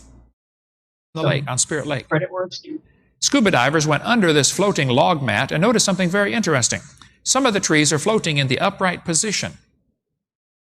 They're getting waterlogged. The root end's going to sink down. As they're floating in the upright position, they slowly sink and stick in the mud at the bottom. You're a stick in the Many of the mud. trees Oh, wait. in thought he was Mount inside. St. Helens, in the Spirit Lake area, are already being covered by sediments and beginning to petrify. And it just happened 20 years ago. Yeah, okay. Oftentimes, all over the world, petrified trees are found in the vertical position, petrified, standing up, running through multiple rock layers.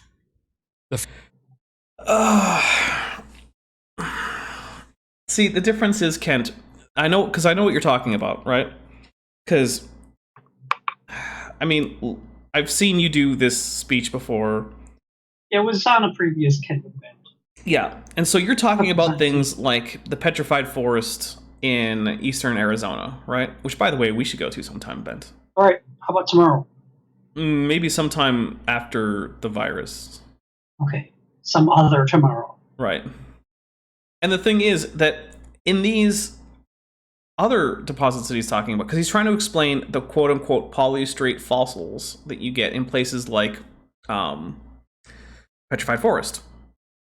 But the thing is that those have root systems that are actually preserved along with soil horizons. So we know it had to take a long time because you cannot grow roots and soil in the middle of a 1-year flood multiple times.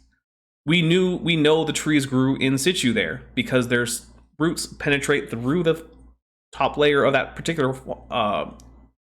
soil horizon. And then other trees higher up have other root systems penetrating through other soil horizons. And a soil horizon, by the way, is literally fossilized dirt. We know there was soil there. This is the top of the soil. We can tell based on like when we can see things like roots and insect burrows and things like that. So these are not formed the same way, unless you want to tell me that there are multiple soil horizons forming at the bottom of Spirit Lake that have every indication of being a terrestrial deposit. Flood is the only explanation for that. We cover much more on that on videotape number 4 about petrified trees in the standing position. When that petrified tree falls down, it's going to break up into logs. Oh, I don't know if you ever cut down a tree for firewood or not, but when you cut a tree down, it does not break up into logs for you automatically. How many notice that phenomena when you cut the tree sorry, down? that was my fault. It had to happen when the tree was petrified standing and then fell over as the dirt eroded away from it. Scuba divers here are going under this log mat to see what's going on. The logs are bouncing into each other as the wind blows around, and they're knocking all the bark off. At the bottom of Spirit Lake, there's a layer of bark about 3 feet thick. If it gets buried by any more debris, it's going to turn to coal. Atheists say, well, it takes millions of years to form coal. No, it doesn't. Coal can be formed in a few hours. There have been many experiments done where they form coal very quickly. Yeah, in the lab. So Christians have this weird relationship with lab work, right? On the one hand, when the lab results, like in, say, something resulting from like an experiment in abiogenesis or evolution or something happens. And we got a super chat for $2.99 reduce from Ian Chen that says 6:16 a.m. Hey, Daps Bent, you guys rock. Back to sleep. You know what, Ian? Thank you very much, and you have a nice sleep out there where it's, what is it, Wednesday morning? Something like that? Yeah, Wednesday morning? Yeah, I don't know how Australia works. It's, like I said, it's magic. Yeah. So on the one hand, and you'll see this a lot in like Standing for Truth's debates, right? Where he'll say like, oh yeah, that, you know, in a lab, you can get amino acids to form out of other chemicals in a lab. Like, yeah, which means the chemical process is possible. But then on the other hand, when people use extreme conditions that are in no way likely to be replicated in nature, like absurd amounts of pressure and heat that you just don't normally get on Earth, and you can do things like, form coal quickly or oil or whatever, they're like, oh yeah, see, that just proves it happened naturally, really fast, just like that. It's like, you have this whole thing backwards, exactly backwards. Basically, creationists think that everything that lab tests demonstrate, they don't demonstrate, and everything that they don't demonstrate, they do demonstrate. It's crazy how badly they can interpret the results of laboratory experiments. But let's keep going with Kent. During the flood, you'd get log mats as big as Texas floating around, where lots of insects could survive for the whole flood, by the way, where a human could not. Insects could survive a flood outside the ark. But these log... Why? Insects drown too, Kent. You can't be... Like, you think a bunch of ants are going to survive for a year out in the middle of the water? They don't. No, they don't. I clean them out of my pool almost every day. Yeah, there's a reason that we don't have any aquatic ants, Kent. Log mats will float around, and they're going to leave behind a debris trail. Oh, log mats. So then things like ground-burrowing wasps did what for a year? Like, Held their breath? I don't... Where do they even put their... The other thing is, did you know that wasp nests usually can't last for more than a single year? So What? an entire... Yeah, most wasp nests are annual things where they go out and breed at one point in the year. The nest develops, gets to the point where they send out new breeders, and then that colony will collapse. It will go away. So if you had a year-long flood, then any ground nesting wasp species would especially the eusocial ones, would go extinct, because that would be an entire generation that just didn't get to happen. So, yeah, no, Kent. Insects can't simply survive on log mats in the flood. It's interesting, coal is nearly always found in layers, seams, coal seams, like in Kentucky or Illinois. I debated Jeannie Scott, the president of an atheist organization, and she said there are 80 layers of coal. Jeannie Scott was the president of the National Center for Science Education. It is not an atheist organization. It's just not a Christian organization, which in Kent's mind makes it an atheist organization. Now, I believe Jeannie Scott is, I don't know if she's still alive, I can't remember, an atheist. But that an atheist runs something doesn't make it an atheist whatever, right? Like, if some guy who happens to be an atheist runs the McDonald's down the street, that doesn't make it an atheist McDonald's, Kent. That's not how it works. My goodness. Coal in the Midwest. She's right. She said if you look at the amount of coal in the world, the entire biomass or all the plants of the world today could not form that much fossil fuel. She's right again. She said, don't you see, there had to be a lot of time to make all this coal. No, she's wrong about that. What there was big log mats floating around during the flood. They would drift back and forth with the tides and the... I'm gonna drink. Kent Hovind just said that during the flood, there were log mats that are larger than the entire current biomass of Earth floating around all throughout the flood. Where did it come from, Kent? There's too much coal to fit that much biomass on Earth at any one time, Kent. That's the problem. You haven't addressed the problem.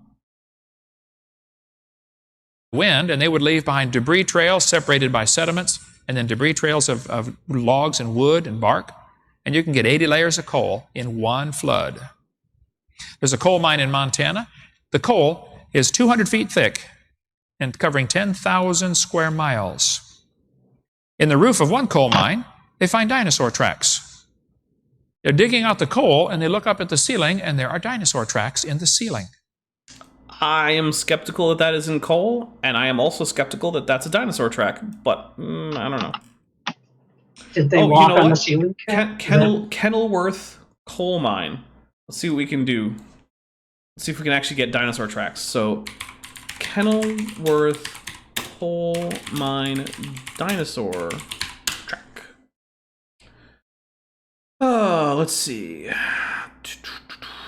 Well, that's certainly not a dinosaur. Some of those might be dinosaurs. Let's see. What can we get?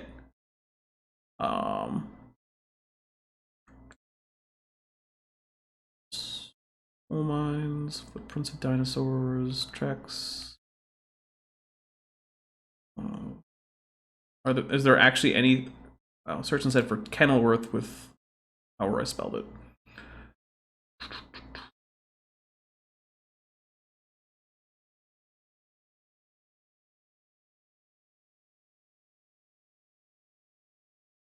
So there's a Kenilworth dinosaur park apparently. Let's try Google Scholar.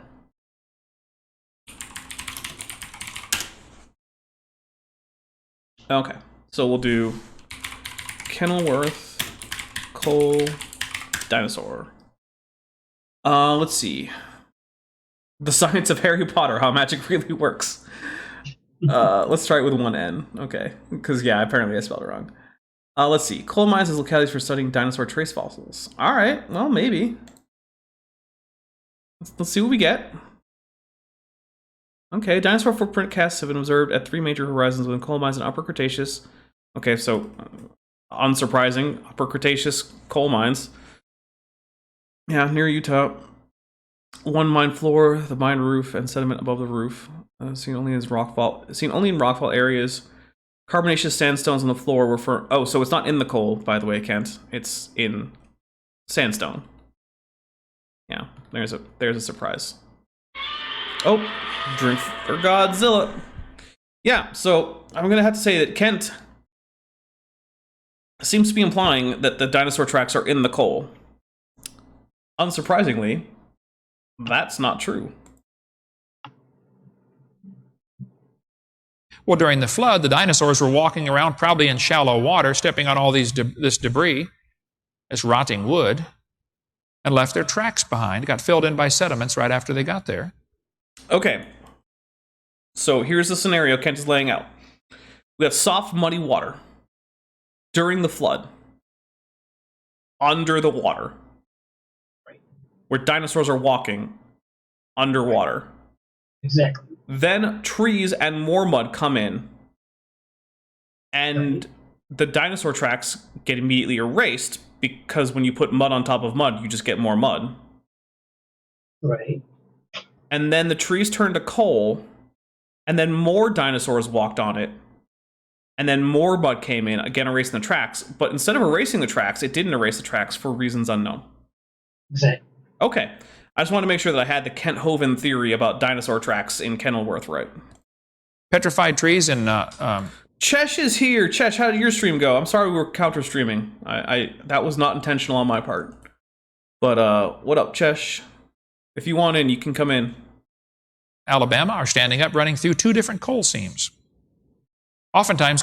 I don't see 2 different coal seams, but okay, I see one part that's been more worked than the other part. At the top, where someone has clearly carved it out more. That's why you can actually see more of the actual tree. And at the bottom, people haven't been working so hard to carve it out. Is that what you mean by seams, Kent? Oh, do you mean this thing to the right that's clearly just a shadow is a coal seam? I just see lines on paper. Yeah. Coal seams, you dig along for a while, and pretty soon they come together. Branching coal seams. Absolute proof they formed very quickly. No, that's not proof they formed quickly, Kent. Strata can interfinger. That's a thing. It happens as a result of things like plastic deformation and pressure, like we saw earlier. Not millions of years different in age, okay? This coal mine in Montana was 200 feet thick. Coal. Right. And human artifacts are found in coal from time to time. Here's a bell found inside a lump of coal. Here's a vessel found in solid rock, supposed to be 600 million years old. A lady in Illinois broke open a lump of coal. There's a gold chain inside, 10 inches long. All right, well, Chesh, let me know when you're ready to come in, and we'll add you to the call, and we'll hang out with you for a little bit. Also, this is a part of this theme of out-of-place artifacts. And one of the interesting things about out-of-place artifacts is that none of them actually have proper provenance. So, yeah, basically, I know we've talked about this a little bit before, but in things like paleontology and archaeology and geology and things like that, where you can't simply produce new specimens on a whim, like you can, say, in chemistry. Like if I need a bunch of new, like, I don't know, potassium hexafluoride or something, which I don't even remember if that's a thing. Well, let's just say it is. I can just whip it up in a lab, right? And there it is. It's the same as it ever was. But you can't do that with like fossils or artifacts, right?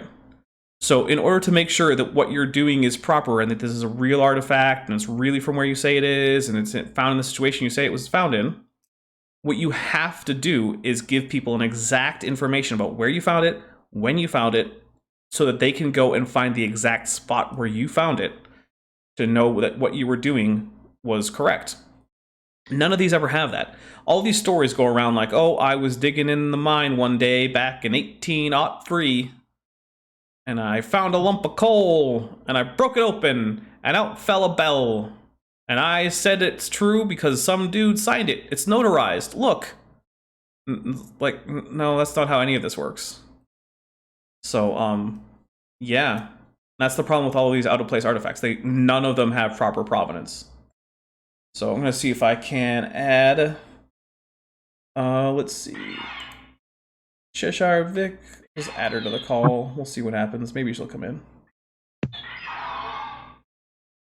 Oh, and we're going to drink from Mothra. Maybe she'll come in, maybe she won't. It's hard to say. It's hard to pronounce. Alright, where were we? Oh, here. Alright. So, yep. Here we go. A carved stone found in Iowa in a coal mine. Here's an iron pot found in a coal mine in Oklahoma. Here's the sole of a shoe found in Nevada inside a piece of coal. Are you kidding me? I wish I were. Oh my goodness. Really? Gosh darn it. Alright, well, we'll see what happens. Hold on. I'll stop screen sharing. I'll screen share with sound. The Bible says the waters assuaged or sank down, and the waters returned from off the earth continually.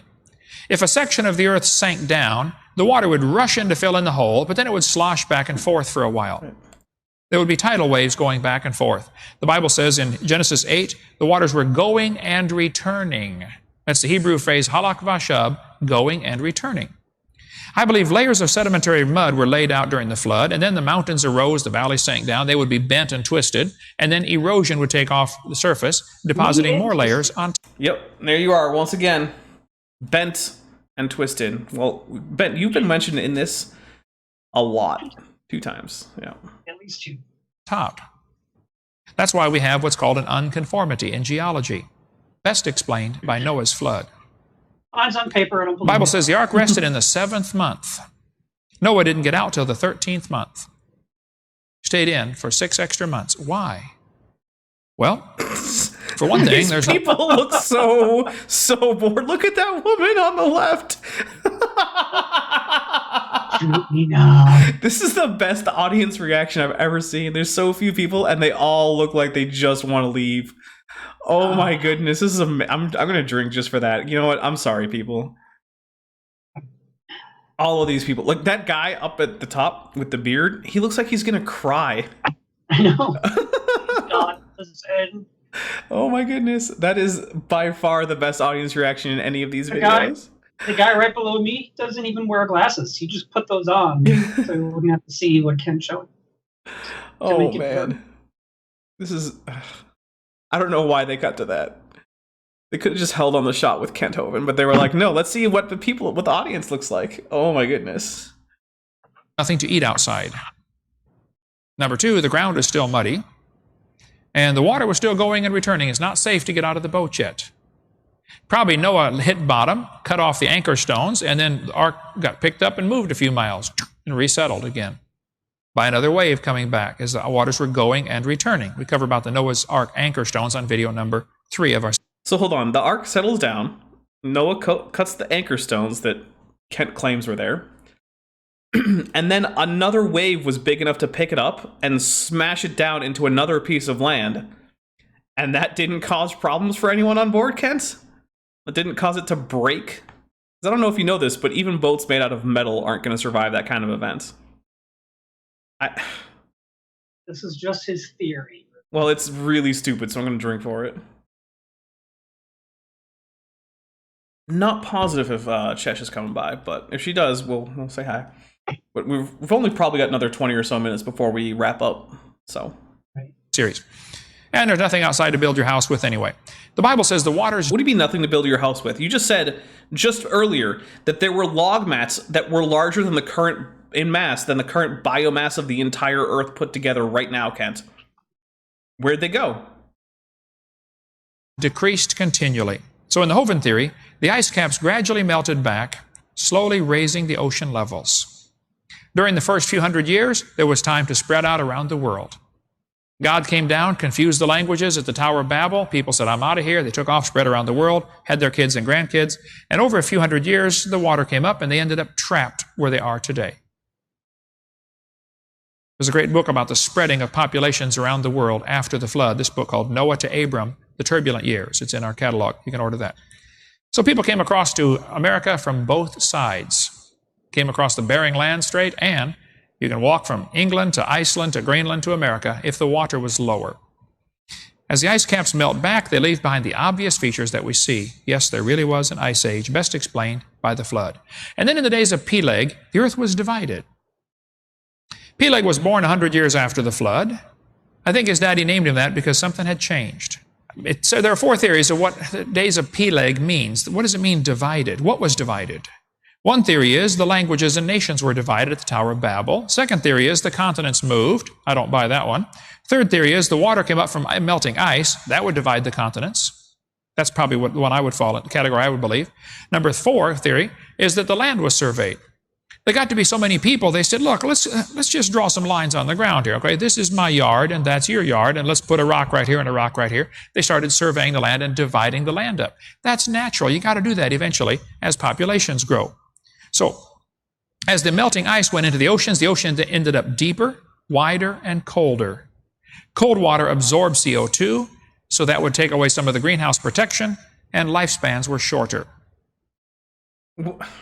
Okay, so CO2 protects you from something and lengthens your lifespan? Do you think he knows that CO2 displaces oxygen and really high CO2 levels are toxic to humans? I don't know. I don't think he knows what he's talking about. No? No? Okay. I mean, I know you're asking for. Yeah, like, oh my goodness. Yeah, I'm going to drink for it because the protective CO2. Yeah, that's stupid. All right. The deepest point in the English Channel is only 150 feet deep. You know, not even from here to the back wall. So we get these ideas, wow, you know, it's blue, therefore it's water. Yeah, it is, but some of it's deep and some of it's not very deep. I think the flood's the best explanation for that. As the ocean filled in, it would gradually get too full and flow over into the Mediterranean Sea. The max depth of the English Probably the Channel Straits of Gibraltar were washed out as the water flowed over and backfilled the Mediterranean. Wait, what's the max depth? 571 feet. Not 150 feet like Ken Hovind said? No. Oh. Wait, are you telling me that Kent Hovind was factually incorrect? Yes. What? That's crazy. Then it got too full and backfilled past Sicily. Maybe that's why they're finding underwater cities.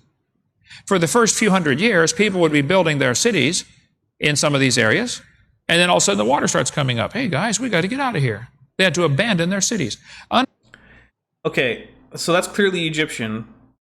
And I'm just going to have to go ahead and say that, yeah, there was a whole period when Romans were grabbing stuff from Egypt because they thought it looked cool and taking it on boats to move it to Rome. There's actually authentically Egyptian statues and obelisks and stuff in Rome to this day that were just grabbed after the Roman conquest of Egypt. So, yeah, it doesn't take underwater Egyptian cities to explain Egyptian artifacts at the bottom of the Mediterranean. All it takes is some shipwrecks. Ken's probably never heard of shipwrecks, though. Underwater cities are found quite a few places. As the water filled in the Black Sea, they had to abandon the whole civilization there. Underwater cities were found in the Black Sea.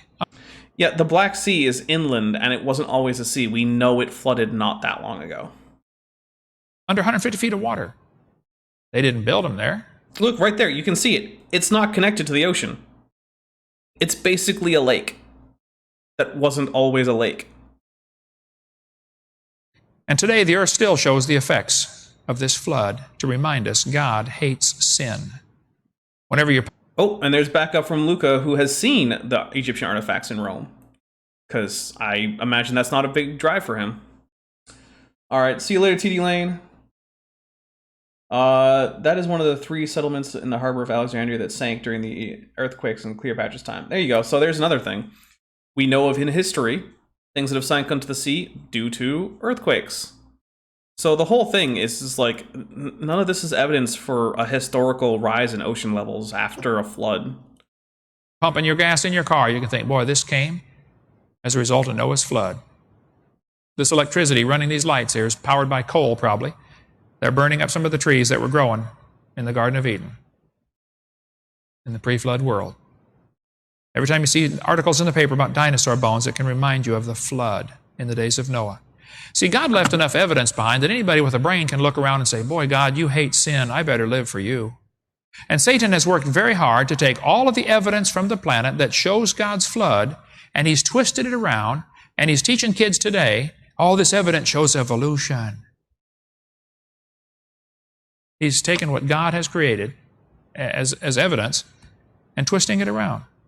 I want to leave you with this fossil in your mind here. This is a fossil of a fish swallowing another fish. Okay. Either that or the little one is a dentist. I don't know. But neither one thought they were going to die that day. The big one had the little one halfway down, and the flood came, and the mud probably covered them up, and they died. Or maybe, as happens today, the fish tried to swallow something that was too big, and it died. Yep. Exactly. The Bible says it's appointed that a man wants to die, but after... All right, well, there's Mothra. And this is the part where he just starts preaching. So what that means is we are going to wrap it up a little bit early, not too much early. So let's see. Channel stuff. I'm going to be, if one of my mods can drop the link to my off-topic channel, because I'm going to stream what's probably going to be some Doom Eternal. But if you can... Last chance to vote. Yeah, last chance to vote is coming up. I'm going to take a little bit of a break. I'll probably start at like 2:30 Pacific, 5:30 Eastern, something around that. I'm going to take a look at what my my Twitter poll is doing right now. So it's currently 26 votes, and it is Doom Eternal is winning with 38.5%. Then in a relatively close second, we have Ark Survival Evolved at 26.9%. Then in third place, we have Space Hulk Deathwing at 19.2%. And taking up the rear, we have Total War Warhammer 2 at 15.4%. So if you want to see any of those games on my off-topic channel, make sure you go and vote for it. I'll probably stream there for an hour and a half to 2 hours. Then I will take another break until I go and watch Erica's debate on Modern Day Debate. I encourage all of you to go ahead and watch that too. And then maybe a half hour or so after that, depending on how Erica's feeling, we will be doing a an after show with that. And sorry, I know it was fun, Connor, but once Kent starts preaching, I'm done. I don't care about his preaching either way. If a fossil of fish makes you want to believe in Jesus, then great, I don't care. If it doesn't make you want to believe in Jesus, also I don't care. So let's see. So that's what's going on today, which is quite a lot. Wednesday, I don't think anything active is happening on the channel. If you follow me on Twitter, I'll probably be posting some more stuff for the Speculative Evolution project. I finished a picture today. I'm going to be updating the World Anvil and tweeting about it probably tomorrow first thing. And then I'll start working on another one. Thursday will be a bit busy, so there's going to be the premiere of the video Darmok, The Linguistic Failures of Star Trek: The Next Generation. Yeah! Which is a video request by none other than Bent Hovind. So, That's now, unfortunately, the original version was copyright claimed by CBS. So I've had to censor some of it. However, if you want to get access to the uncensored version, it's available on my Patreon. So if you want to get a hold of the 30 seconds or so that I had to blur out to make CBS happy, it's right there. You can see the original as it was intended video, which I still would say is going to fall under fair use, but I'm not going to get into a legal battle with CBS. That's just not going to happen. So there you go. Let's see. Oh, I tried to call you. I literally tried to call you. Chesh, I'm trying to call you right now. Oh, what? Call ended.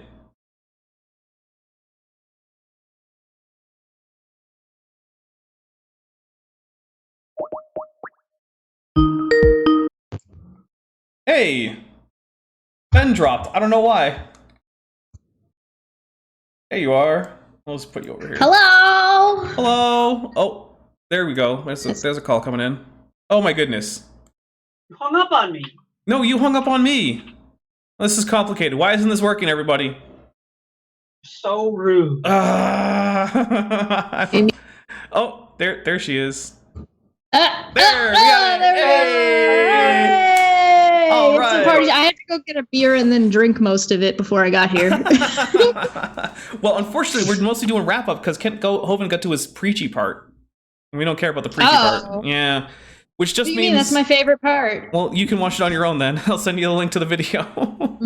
You know what? You can do your own Kent Hovind watch party, and I'll come on hang out for it if you want. And you can do just the preaching, just the preaching. Oh God, no! Actually, you know what? That would be really fun if I was able to pull in like a couple of different pastors. Oh, that would from be like different sects sects of Christianity, and pull them all in to then critique his preaching. To be like, well, what do you agree with? What do you don't agree with? What do you think is more nuanced? That would be interesting. That would actually, yeah. I would be very interested to see that, honestly. That would be pretty cool. If any pastors out there would like to do a review / critique of Kent Hovind's preaching, let me know. Oh my God, you think Eric would come on and talk to me? Eric Hovind? Yeah. About his dad? No, I doubt it. About anything else, maybe. I'm pretty sure Eric Hovind wants to ignore the fact that Kent Hovind ever existed. Okay, so that's fair. I mean, he did beat him. Mm-hmm. So, okay. I need to get Eric Hovind. I need to get Greg Locke, who we were just talking about on my channel. That was the video we were doing. And I need to get, what's the other one? Anderson? Is that guy's name? Something Anderson? Steve Anderson? The guy from, like, near Phoenix? Oh my goodness. That guy... I need to get those three to be like, let's talk about Kent Hovind and his preaching style and like what he's saying. People from Steve Anderson's church knocked on my door. No! Yeah. Yeah. This just got really interesting. Go on. Oh, so they do a thing like the Jehovah's Witness do, where they just walk around, right? And so one time I didn't even get to be there for it, but I get home and there's this thing stuffed into my door jamb. I'm like, what the heck is this? So I look at it and it's just this little envelope, and I'm like, well, that's weird. So I open it. And there's this whole pamphlet about, come and join our wonderful, loving community at Faithful Word Baptist Church with Pastor Steve Anderson. There's pictures of him, and I was like, what the fuck? Yeah, so that they're near me. Yeah, it's entirely possible that at some point, because I'm home now more, so it's possible next time they wander around. And the thing is, they had to get past the security gate to get in here. Damn. Yeah. Tesla in your chat says, quote, so Pastor Anderson, what does being tased feel like? I don't think I would get him. I also wouldn't get Greg Locke. These are people who cause like legitimate harm and put people at risk. I would not be interested in them. However, I would totally take Eric. Okay. I would absolutely like Eric come and review one of the. Well, the thing is, wouldn't he be kind of reviewing himself? Well, Eric's style has changed a bit in terms of his actual preaching. That's fair.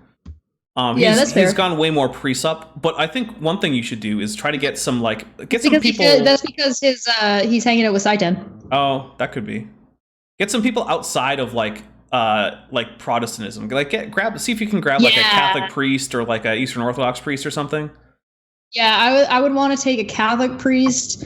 I would want, if I could find somebody who's like maybe a Baptist from a different country. Ooh, that could be interesting, yeah. So like, you know what I mean? Or an evangelical, so like the same sect but a different country, because I think that would be interesting. On the other side of things, I do have that person we were watching yesterday. has 100 questions for globe earthers. Oh, you told me that, yeah. Yeah. Bent, Uh-oh. would you like to come and talk about flat I Earth? would love to do that. Yes. That's going to be the greatest thing ever. Which reminds Yes. me, by the way, in case you hadn't seen it, I was on Chesh's channel yesterday doing the first 30 of these 100 questions for atheists, which were really like 100 questions for the like ACA or something, basically. It was like anti-theists more. Yeah. So, and the sequel to that is going to be Thursday after my premiere.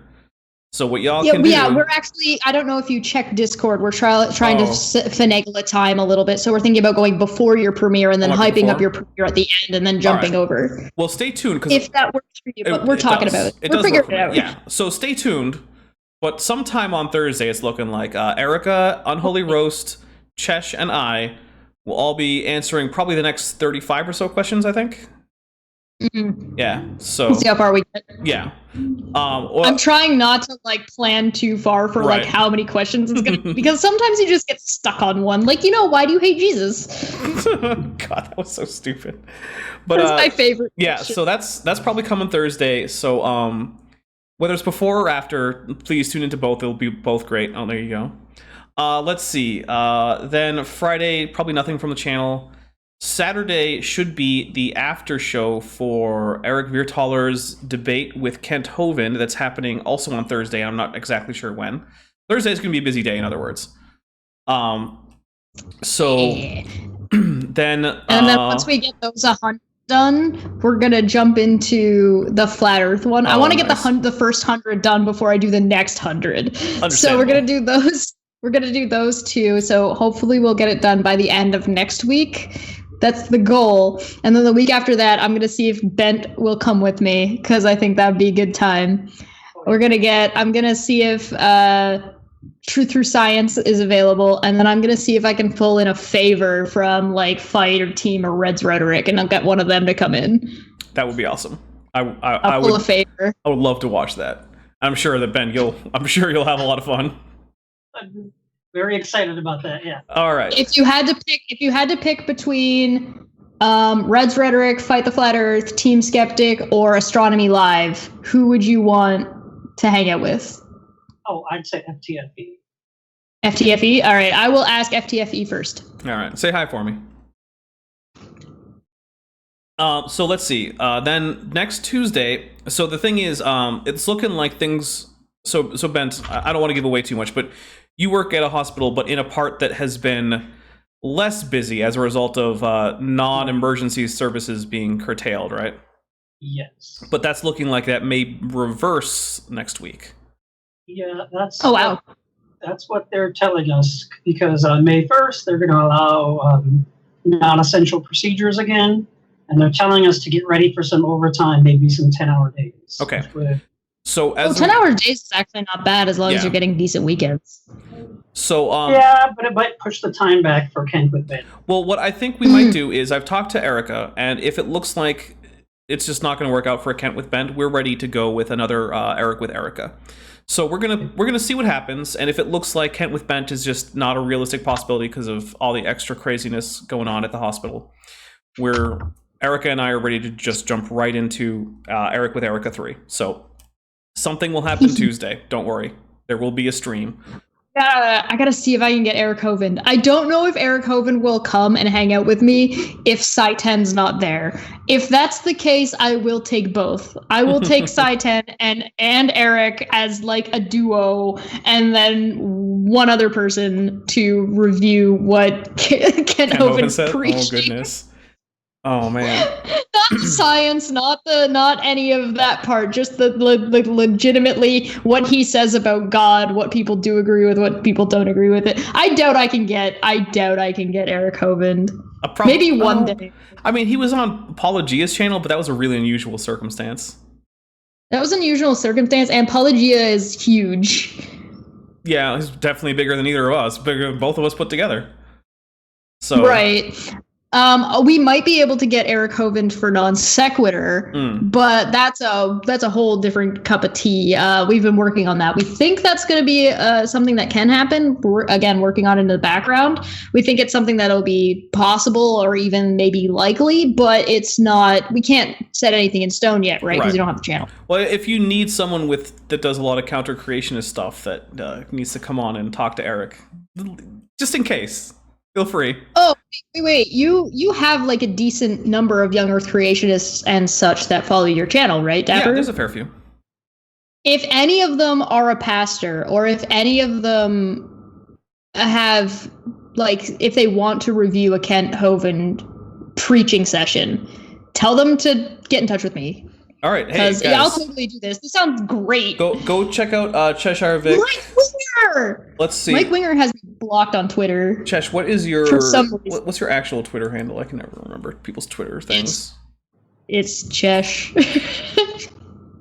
Yeah. So it's at Cheshire Vic with VIQQ at the end. So CHESHIREVIQQ.